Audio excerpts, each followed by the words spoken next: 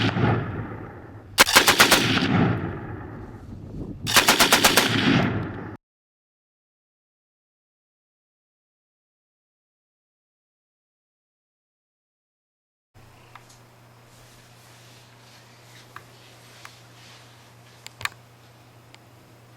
I'm Ian. Welcome back to ForgottenWeapons.com. We have a cool piece for you today.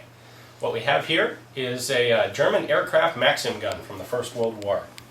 The designation on this is an LMG 0815. This weapon started out, the original design was the 1908 Maxim. They then lightened the Maxim in 1915 to make it into, theoretically, an infantry light machine gun.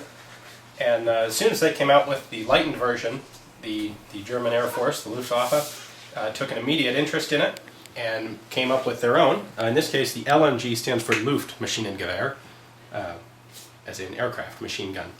So instead of a water jacket, they hollowed the front jacket out and just used it for airflow. There are a number of modifications to the back end of the gun as well to make it more suitable for aircraft use. This particular, the aircraft version of the 0815 was only manufactured by Spandau. They were made between 1916 and 1918. This particular example was manufactured in 1918. One of the cool things about it is this is actually a completely matching gun. Everything down to the small components in the feed block are all matching numbers, which is a bit unusual to find. So, the 0815 is fairly one of the things that makes it recognizable is instead of having a plain square receiver, it's going to have a cutout here at the front and a drop at the back. They did this because there was some unused space in the gun, and they were able to reduce the size of the side plates and make the whole thing a little bit lighter. They also reduced the diameter of the water jacket, which on this gun has been perforated into an air jacket.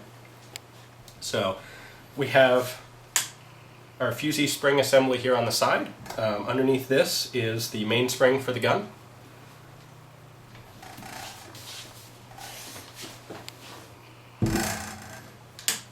You can see the original markings here. They're a little dark, a little difficult to make out, but I bet we can get a good shot of it.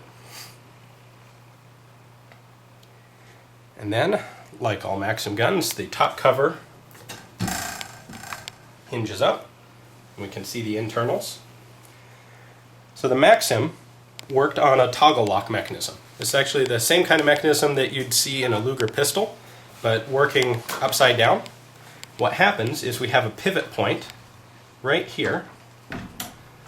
So when all these components are straight in a line, they're just like the knee in your leg. They form a very strong, unmoving sequence. But what happens is the gun's recoil operated, so when it fires, the whole barrel and action mechanism moves backwards just slightly, and that cams this knee joint down, which breaks it in half, and then allows the whole action to come backwards like this. After it's reached its rearmost point here, the coil spring in the fusee pushes it back forward. Alright, so let's take a quick look at the lock in a Maxim. It's going to come out and then rotate to remove. So this is the lock mechanism. This is what does the chambering, the extraction, the ejection, and the firing in a Maxim. One interesting thing about the German ones, the 08, the 0815, and this aircraft 0815, is you can see it's threaded here. This is where it attaches in to the lock, or to the toggle inside. This is non-adjustable, so if your headspace goes off, there's no way to fix it short of replacing parts. A lot of the other Maxims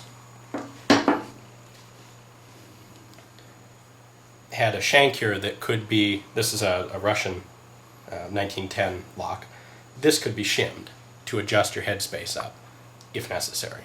The German Maxims didn't have that.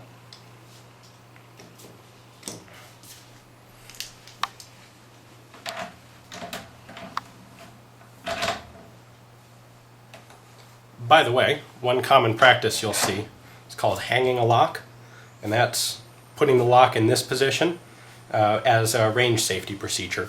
If you see a Maxim gun like this, you know very definitely that it's not capable of firing.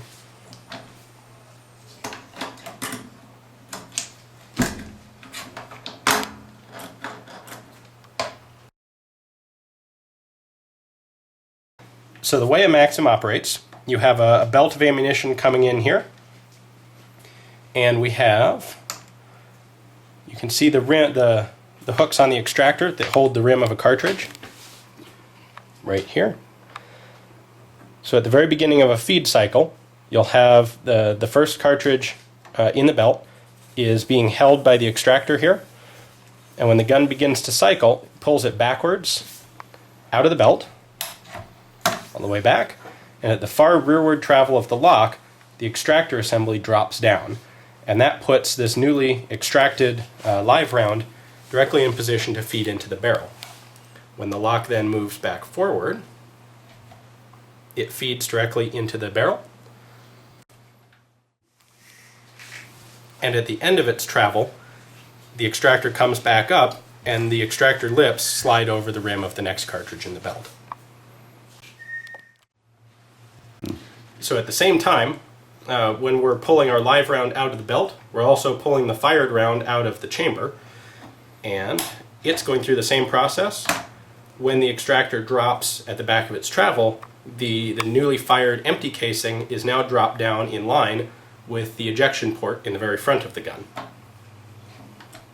which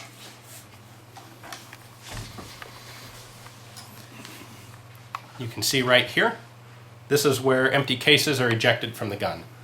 Now in some of the aircraft guns, not this one, but it depended on the aircraft design, there would be an additional tube that was mounted here to direct empty cases down and away from, from the pilot's controls or from important parts of the aircraft. So we have a safety mechanism here on the back of the gun to replace what would have been a trigger safety. And what you do is lift this handle, and it cams this plate up, which lifts the operating handle. Now what this does is take the gun partially out of battery, which prevents it from firing. So this is a fairly clever way to do a mechanical safety on the Maxim. And of course, when you have this safety engaged, you have this big lever sticking up right in your line of sight. So it's obvious that it's been engaged, and that'll prevent you from trying to fire when you can't.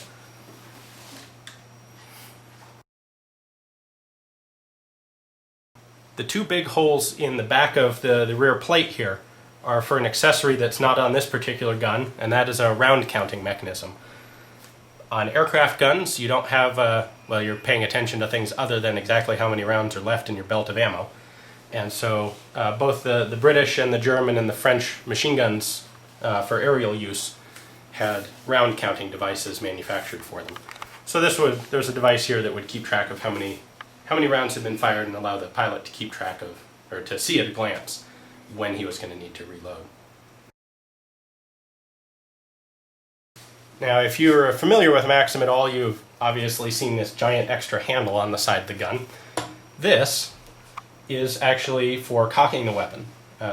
It's missing one component. There's a gear that meshes with this that should be mounted here on the handle.